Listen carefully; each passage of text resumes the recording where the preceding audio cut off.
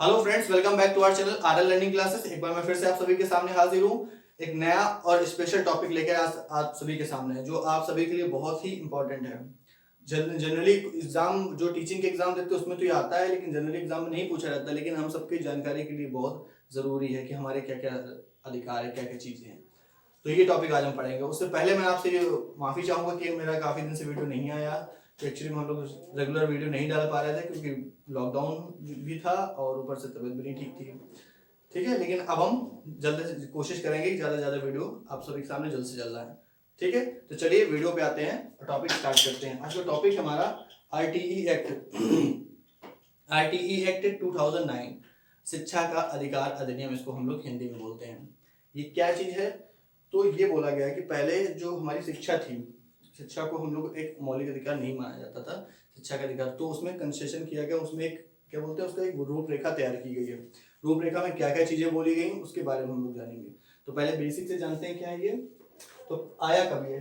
पहले 12 दिसंबर 2002, 86वां संविधान संशोधन। 86वां संविधान संशोधन इसलिए इसको बोलते हैं कॉन्स्टिट्यूशन अमेंडमेंट। वो हम लोग पढ़ेंगे, पढ़ चुके हैं आई थिंक। मौलिक कर्तव्य जब हम याद करिए वो वीडियो डीपीएसपी, जिसमें हम लोग डीपीएसपी के बाद जब लोग फंडामेंटल ड्यूटीज कर रहे थे मौलिक कर्तव्य, उसमें ये चीज आई थी संविधान संशोधन, जिसमें एजुकेशन को मौलिक अधिकार में शामिल किया गया। एजुकेशन पहले मौलिक अधिकार नहीं था 2002 से पहले। उसके बाद 2002 में पहले मौलिक अधिकार को में शामिल किया गया, किसको? शिक्षा को, एजुकेशन को। ठीक है, तो ये एक्ट 2009 में आ गया था, पास हो गया था 2009 में। लेकिन लागू कब से हुआ था? 1 अप्रैल 2010, 2010।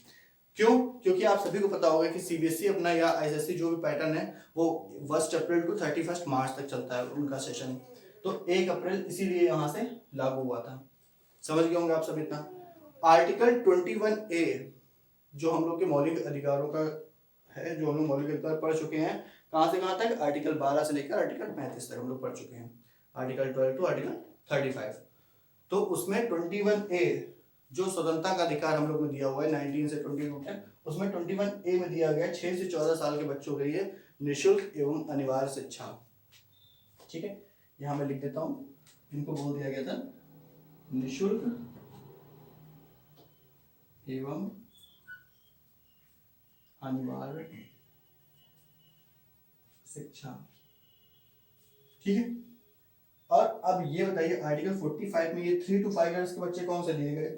इसका मतलब ये क्या, आर्टिकल 45 में राज्य को, स्टेट को, डीपीएसपी जो हम लोग पढ़ते हैं उसमें स्टेट को ये बोला गया है कि 3 से 5 साल तक के बच्चों का भी ख्याल रखा जाए, उनको भी अनिवार्य शिक्षा दी जाए। कौन से बच्चे हो सकते हैं? वो लोग प्री प्राइमरी जो लोग पढ़ते हैं, केजी, एलकेजी, उनको आंगनबाड़ी केंद्रों के द्वारा, सरकारी व्यवस्थाओं की बात कर रहा हूँ मैं, प्राइवेट की बात नहीं कर रहा हूँ। ठीक है, तो सरकारी व्यवस्थाओं में आंगनबाड़ी केंद्रों के द्वारा पढ़ाया जाता है। 3 से लेकर 5 साल के बच्चों को फ्री में दिया जाता है एजुकेशन, फ्री एवं निःशुल्क। मतलब फ्री एवं निःशुल्क तो एक ही चीज होगी। तो उनके लिए आर्टिकल 45 में दिया गया है और आर्टिकल 21A में 6 से लेकर 14 साल के बच्चों को बोला गया है। अभी मैं अभी मैं न्यू एजुकेशन पॉलिसी के बारे में बात नहीं कर रहा हूँ, क्योंकि वो जो 2020 में आई है वो कब लागू होगी? जब लागू होगी तो हम लोग उसके बारे में डिटेल से पढ़ लेंगे। लेकिन अभी ये हम लोग आरटीई 2009 पढ़ रहे हैं, जो कि 14 साल तक के लिए ही बोला गया है। एनईपी में इसको बढ़ा दिया गया है, 18 साल तक के लिए कर दिया गया, लेकिन वो हम लोग बाद में कवर करेंगे। ठीक है, तो आई होप ये चीज आपको समझ में आ गई हो, बेसिक चीजें कि मौलिक अधिकार। आपसे क्वेश्चन, ये क्वेश्चन पूछा जा सकता है कि क्या बोल रहा हूँ, शिक्षा को मौलिक अधिकार में कब शामिल किया गया? तो 2002 में शामिल किया। किस कॉन्स्टिट्यूशनल अमेंडमेंट के लिए? तो 86। ठीक है, आरटीई कब आया था? कब आया था? तो 2009। लागू कब हुआ? तो 2010। ये चीज आपको ध्यान रखनी है। आया कब था? 2009 में। और अमेंडमेंट मतलब आया कब से, चालू कब से हुआ? तो 2010 में। कहां पर है ये? तो आर्टिकल 21A में है, 6 से लेकर 14 साल तक के लिए। और अगर 3 to 5 का पूछा जाए तो आर्टिकल नंबर 45 में है। ठीक है, चलिए हम लोग आगे बढ़ते हैं, इसमें आगे और चीज देखते हैं।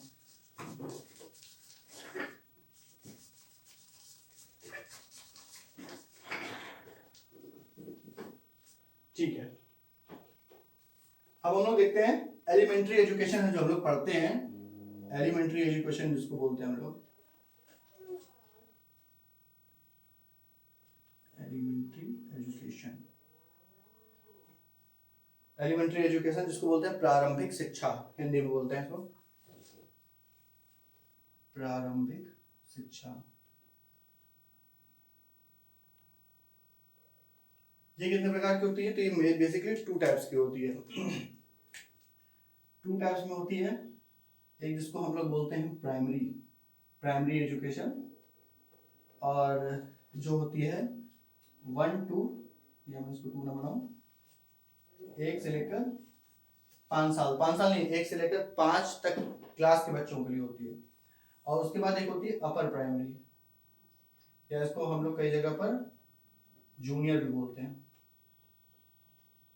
कुछ कुछ स्टेट में बोली जाती है कि जूनियर, कुछ कुछ स्टेट में अपर प्राइमरी ही बोली जाती है। तो ये होती है बेसिकली 6 to 8 तक के लिए। तो ये 2 टाइप की होती है एलिमेंट्री एजुकेशन, एक प्राइमरी, एक होती है अपर प्राइमरी यानी कि जूनियर। उसके बाद इसमें कौन इसी बीच में, मतलब इसमें आरटी एक्ट में और क्या क्या डाला गया?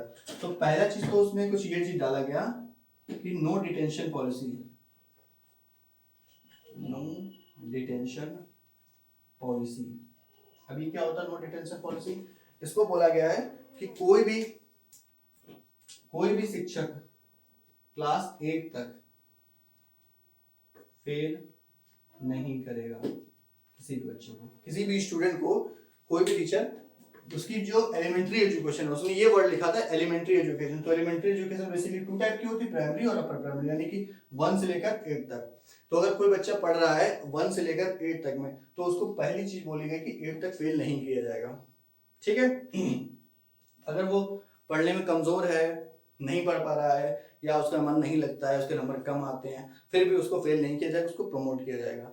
फिर बाद में इसमें चेंजेस हुए हैं, बाद में इसमें चेंजेस होकर ये बोला गया है कि फेल अगर हो जाता है कोई बंदा, कोई भी बच्चा एक बार में फेल हो जाता है, तो उसको कुछ टाइम दिया जाएगा, उसके लिए रिमेडी टीचिंग लगाई जाएगी, यानी कि दोबारा से उसके लिए अलग से क्लासेस लगाई जाएंगी, उसको दोबारा पढ़ाया जाएगा, और 1 या 2 महीने बाद जब उसकी बेसिक मतलब पूरा तैयारी हो जाएगी, तैयारी करा ली जाएगी, उसके बाद फिर से उसका दोबारा टेस्ट लिया जाएगा, तो वो पास हो जाएगा। और अगर फिर भी वो पास नहीं होता है तो उसको प्रमोट किया जाएगा। प्रमोट करके नीचे से उसमें एक रेसिंग लाइन दी जाती है, जिसमें ऐसा लिख दिया जाता है कि प्रमोटिंग, मतलब ये प्रमोट किया गया है बच्चा जो कि इसके मैथ्स या इस सब्जेक्ट में नंबर कम होने की वजह से, जिसको ग्रेस में बोलते हैं हम लोग पहले टाइम पर ग्रेस बोलते थे, ग्रेस मार्क्स देके नहीं पास किया जाता था, बस वही चीज है।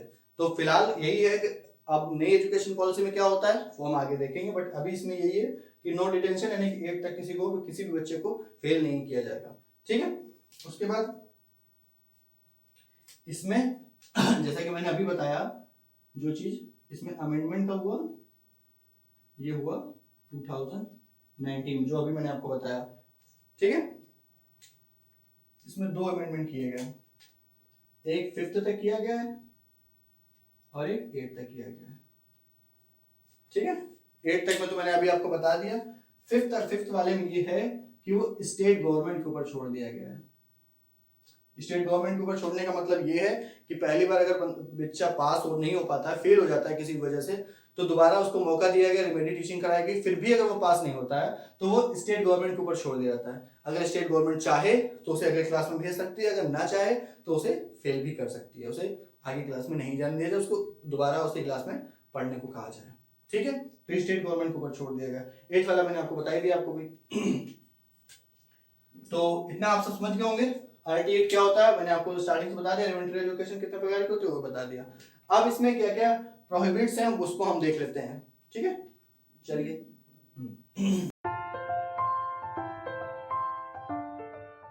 तो आगे बढ़ते हैं और देखते हैं कि इसमें प्रोहिबिट्स क्या है, क्या क्या चीज इसमें प्रतिषेध है, हिंदी में बोले क्या क्या चीज निषेध है, ठीक है। तो पहला प्रोहिबिट बोला गया है physical punishment and mental harassment, ठीक है।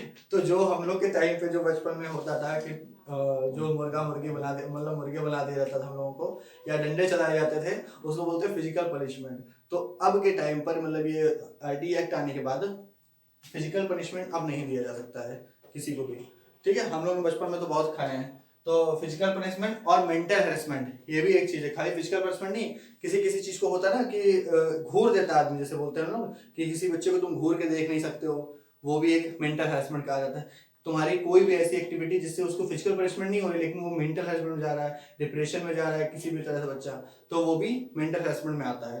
तो फिजिकल और मेंटल हैरेसमेंट दोनों चीज नहीं कर सकते हो, ठीक है। तो पहला प्रोहिबिट्स हो गया। दूसरा प्राइवेट बोला कि screening procedure for admission of children.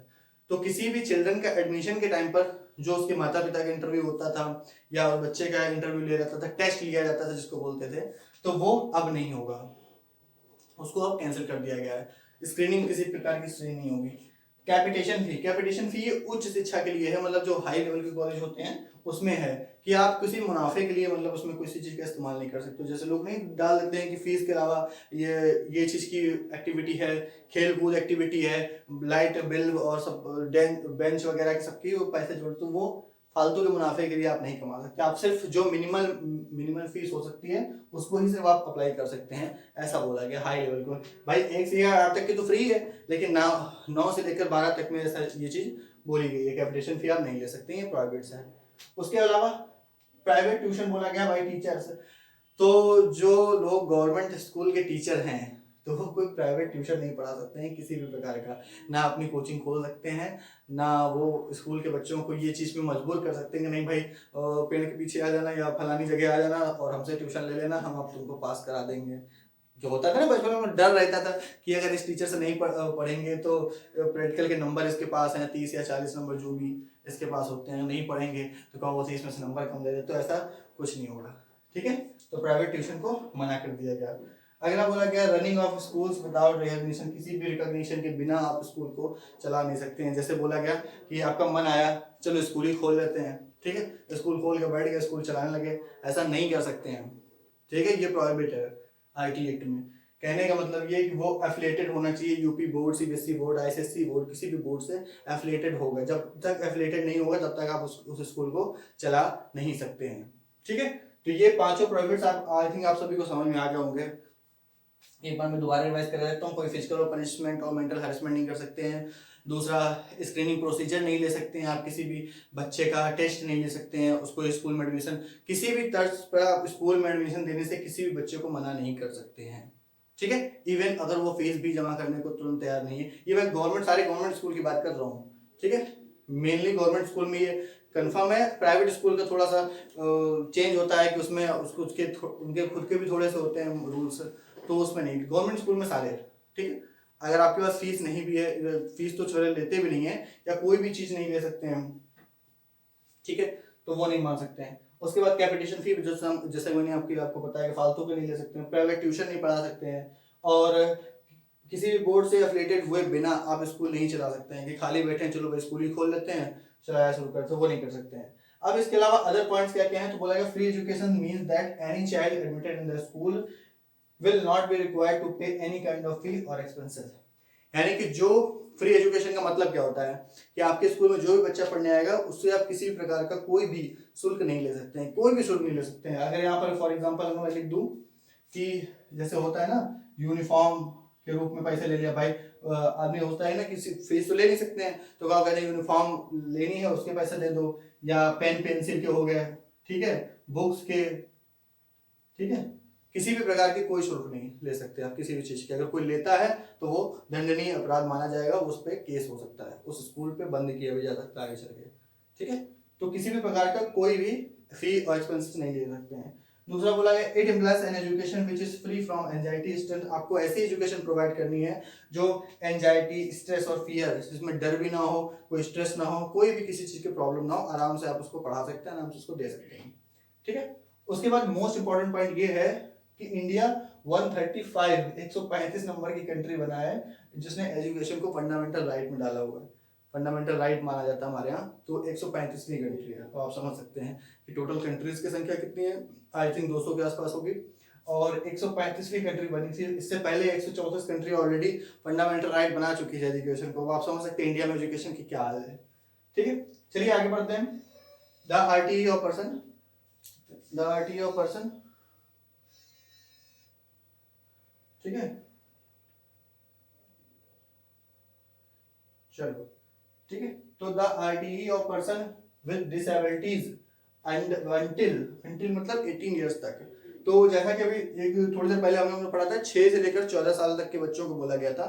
तो अगर आपके कोई पर्सन डिसेबिलिटी है, मतलब कि कोई डिसेबल है, उसको 18 इयर्स तक बोला गया है फ्री एजुकेशन प्रोवाइड कराई जाएगी, यानी कि 14 to 4 साल एक्स्ट्रा। कोई देखने में किसी को हो सकता है डिसेबिलिटीज हो, चलने में हो सकता है, या किसी भी प्रकार की कोई भी डिसेबिलिटी हो सकती है, उसको 18 साल तक के लिए ये दिया जा सकता है फ्री एजुकेशन। नॉर्मल स्टूडेंट के लिए 6 से 14 तक बोला गया है, लेकिन उसमें डिसेबल पीपल के लिए, डिसेबल चाइल्ड के लिए 18 ईयर्स तक बोला गया है। ठीक है, आगे बढ़ेंगे। आर्टिकल 51A के में बोला गया पेरेंट्स ड्यूटी। ठीक है, तो जैसा कि हमारी जो फंडामेंटल ड्यूटी आई थी, फंडामेंटल ड्यूटी में जो पहले 10 थी उसके बाद 11 हो गई थी, 86वां संविधान संशोधन थोड़ी देर पहले हमने पढ़ा, उसमें ये डाला गया था कि पेरेंट्स की भी ड्यूटी होगी, वो किसी भी बच्चे को किसी काम में नहीं लगाएंगे, वो उसका पहली प्रायोरिटी ये होगी उसको शिक्षा प्रोवाइड कराया जाए, एजुकेशन दी जाए। ठीक है, तो आई थिंक इसका मतलब आप सब समझ गए होंगे कि क्या क्या मैंने आपको बताया। एक बार आप इसका स्क्रीनशॉट लेना चाहे ले सकते हैं, बाकी मैंने आपको समझा दिया, तो इसके आप नोट्स बना सकते हैं। ठीक है, अब इसमें आगे हम बात करेंगे इसके आगे के इंफ्रास्ट्रक्चर पे। थोड़ा सा इसको मैं थोड़ा सा रिफ कर देता हूँ, पहले इसी में देख लेते हैं।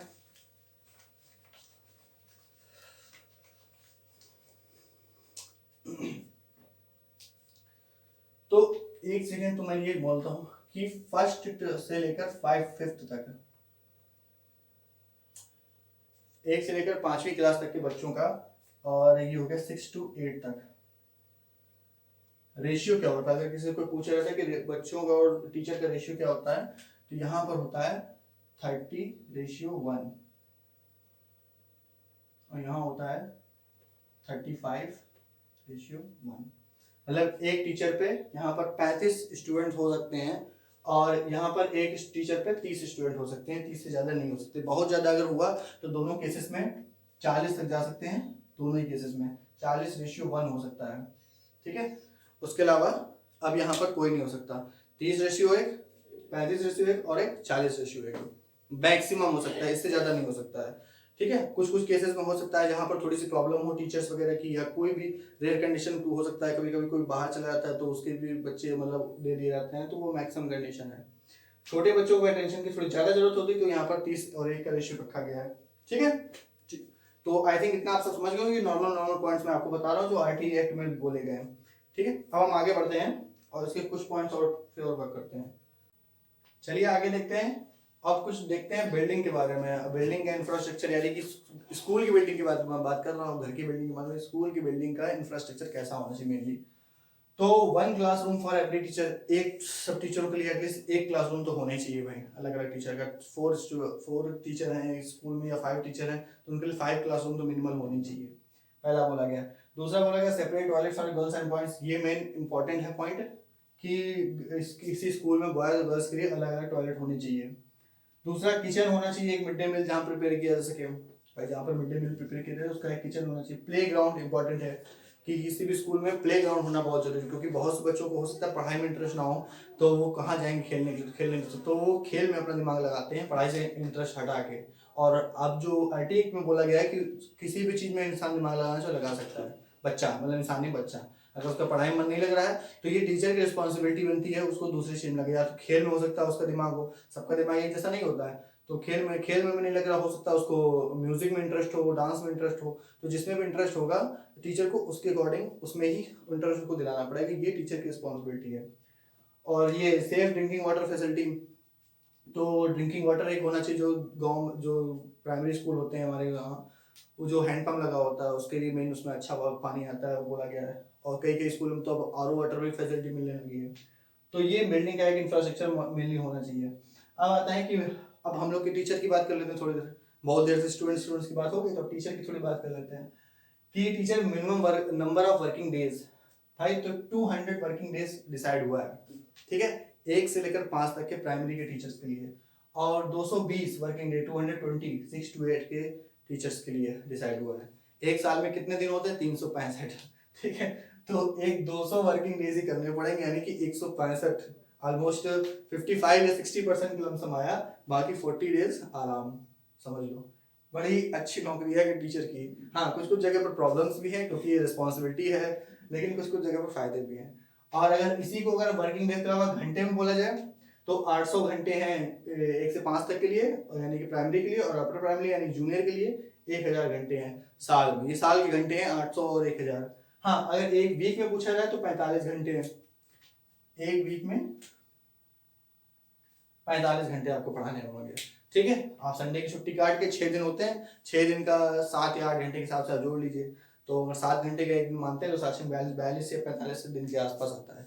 ठीक है। कुछ कुछ दिन में एक्स्ट्रा हो जाता है कि खेल में टाइम लग जाता है या कोई कॉपी वगैरह चल, हाँ वो सब काम आ जाता है इसमें। हाँ एक इंपॉर्टेंट पॉइंट ये भी है कि अगर आप स्कूल का जो वर्क होता है अगर आप घर पे लेके आते हैं और घर पे वर्क करते हैं उस चीज को स्कूल के घर तो वो भी इस 45 घंटे में ऐड किया जाता है। ऐसा नहीं है कि आप सिर्फ स्कूल में ही 45 घंटे के देने हैं। ठीक है। होता है ना जैसे कॉपी वगैरह चेक करनी होती है, इंसान स्कूल में ना टाइम नहीं है, घर पे जाके चेक करेगा तो वो इस 45 घंटे में काउंट किया जाता है। इस 45 घंटे में सारी चीजें, सिर्फ पढ़ाना ही काउंट नहीं है, पढ़ाना, खेलना, कॉपी चेक करना या अटेंडेंस वगैरह या कोई भी जो वर्क होता है सब इस 45 घंटे में काउंट किया जाता है एक वीक में। उसके अलावा एक ये इंपॉर्टेंट छूट गया था पहले ही कि आरटीई में सेक्शन और चैप्टर्स कितने होते हैं। तो आरटीई में चैप्टर्स होते हैं 7 और टोटल सेक्शन इस समय है 38। जैसे हम लोग आईपीसी के सेक्शन पढ़ते हैं, आईपीसी सीआरपीसी जो आप लोग पढ़ रहे होंगे, तो उसी में ये आरटीई एक पूरा एक्ट है, तो उसमें सेक्शन दिए गए 38 अलग अलग एक्ट्स में। किसी में बिल्डिंग दिया गया, किसी में ये टीचर्स के बारे में बात की गई, किसी में इंफ्रास्ट्रक्चर बोला गया है और किसी में प्राइवेट्स बोला गया है, तो वही सब चीजें चैप्टर्स। तो आई थिंक ये पूरा चैप्टर यहीं पर कंप्लीट करते हैं पूरा वीडियो। आई थिंक मैंने मेन इंपॉर्टेंट चीज आपको बता दी होंगी। पसंद आया तो वीडियो लाइक करिएगा और शेयर करिए अपने दोस्तों में और हर जगह फैला दीजिए। ये बहुत ही इंपॉर्टेंट वीडियो है, जल्दी नहीं मिलेगा आपको लेकिन मिल रहा है क्योंकि टीचर्स के अलावा ये वीडियो है। ठीक है। जनरली हम लोग नहीं पढ़ते हैं इसको, तो शेयर करिएगा दबा के, लाइक करिए और चैनल पर करना है सब्सक्राइब जरूर करिए। तो मिलते हैं अपने अगले वीडियो में टॉपिक पे, तब तक के लिए बाय बाय।